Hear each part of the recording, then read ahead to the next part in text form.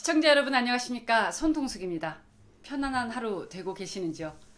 오늘은 짤막짤막 우리가 살아가고 있는 대한민국의 여러가지 정치, 사회 일면들을 얘기해보는 시간을 갖도록 하겠습니다. 요즘 이재명 대표 한 사람으로 인해서 민주당 내부가 쑥대밭이 되어가고 있습니다. 그럼에도 이재명 대표는 유감을 표하기는커녕 나를 더 엄호하라는 시그널을 주고 있는 것 같습니다. 자, 민주당 한편에선 현실화되고 있는 이재명 사법 리스크에 당내 차기 주자들이 이미 몸풀기에 나섰다는 말이 솔솔 흘러나오고 있는데요.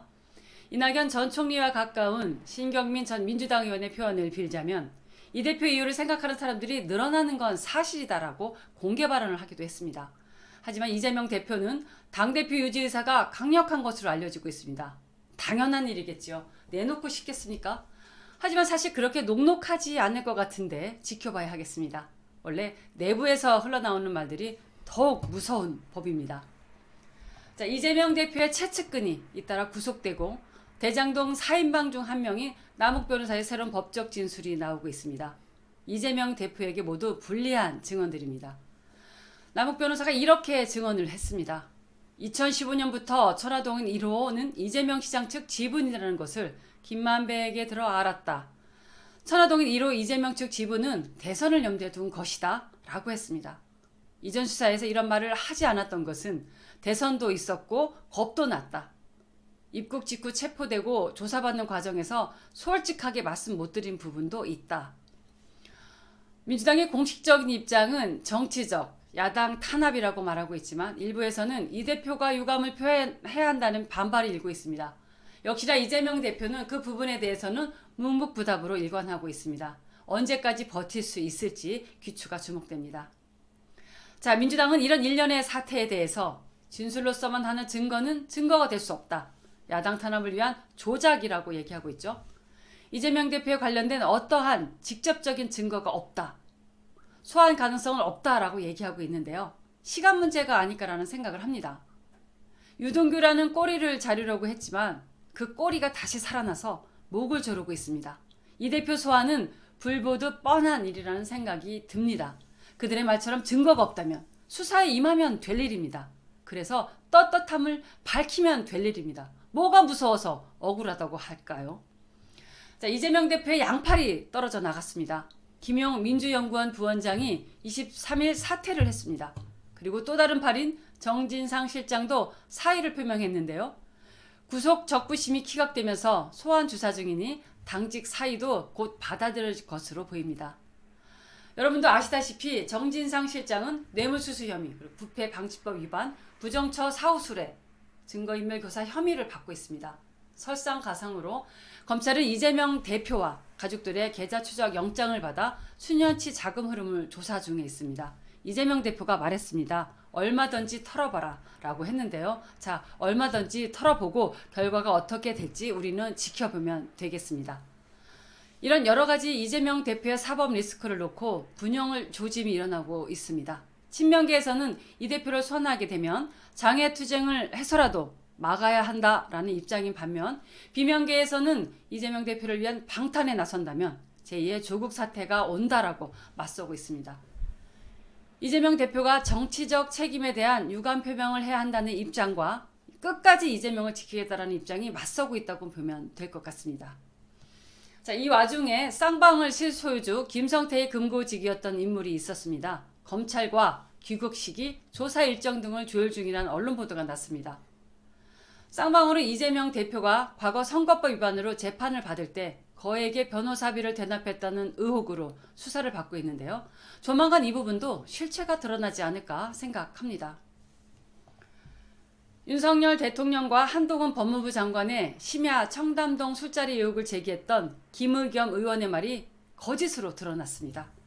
첼리스트 여성이 경찰 조사에서 남자친구를 속이려고 거짓말을 했다고 진술을 했습니다. 공당의 다선 의원이 팩트도 확인되지 않는 이런 의혹을 가지고 전국을 떠들썩하게 해놓고 다시 그 시점으로 돌아가더라도 똑같은 질문을 했을 거라고 무책임한 발언을 하고 있습니다. 무조건 저질러 놓고 아니면 말고 라고 하는 식. 더군다나 김의겸 의원은 민주당 대변인입니다. 대변인이 신뢰를 잃어버리면 그 정당이 신뢰를 잃어버리는 것입니다.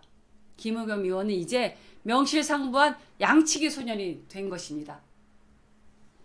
국토위 소속 더불어민주당과 정의당 의원 17명은 공공임대주택 예산 6조 원을 증액했는데요. 공공임대주택 예산은 이재명 민주당 대표가 강조한 이재명표 예산으로 손꼽힙니다. 국토위에서 의결된 공공임대주택 예산이 모두 국회를 통과할지는 미지수입니다. 예산이 증액된 부분은 정부의 동의가 필요하기 때문입니다. 이건 역시 지켜보겠습니다.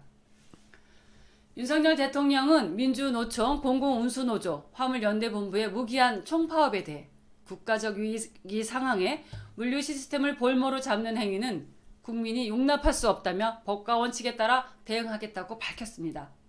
석유화학 업계에서는 파업이 일주일이 지속되면 하루 3천억의 손실이 난다고 하는데요.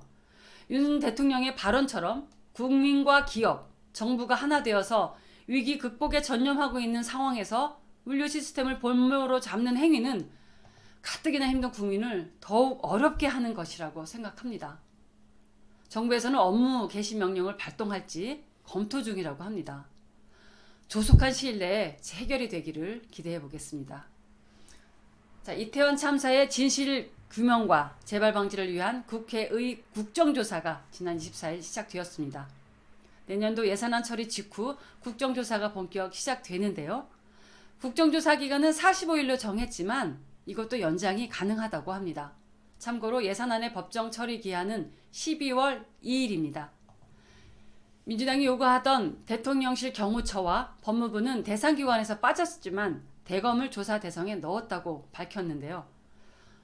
정치적 계산을 앞세워서 정쟁의 도구로 삼으려는 생각이 아닌 제2의 이태원 참사가 재발되지 않도록 국민을 위한 국정조사가 되어야 할 것입니다. 모든 국민이 지켜보고 있다는 것을 잊지 않아야 할 것입니다. 자, 김의겸 의원에 이어 민주당 장경태 의원의 거짓말도 도마에 오르고 있습니다. 김건희 여사 캄보디아 사진 조명 의혹에 대해서 사람을 보내 확인 중에 있다라고 했었는데요. 사실이 아닌 것으로 전해지고 있습니다. 캄보디아에 있는 지인을 통해 확인한다는 것이 와전됐다라고 어처구니 없는 해명을 했습니다. 좀 더 언행에 신중하는 그런 품격을 보는 건 정말 어려운 일일까요? 닉슨 대통령의 사임도 워터게이트 사건 자체보다 그것을 숨기려고 한 거짓말이 더 큰 문제가 되었었습니다. 거짓말은 또 다른 거짓말을 만들어냅니다. 결국은 거짓말에 갇혀 돌아올 수 없는 수렁에 빠지게 된다는 것입니다. 가슴이 뜨끔하신가요? 곧 모든 게 드러나게 됩니다. 정의는 강물처럼 흐른다는 말로 오늘 방송을 마치겠습니다. 구독, 좋아요, 알림 부탁드립니다. 시청자 여러분 행복한 저녁 보내시기 바랍니다. 감사합니다.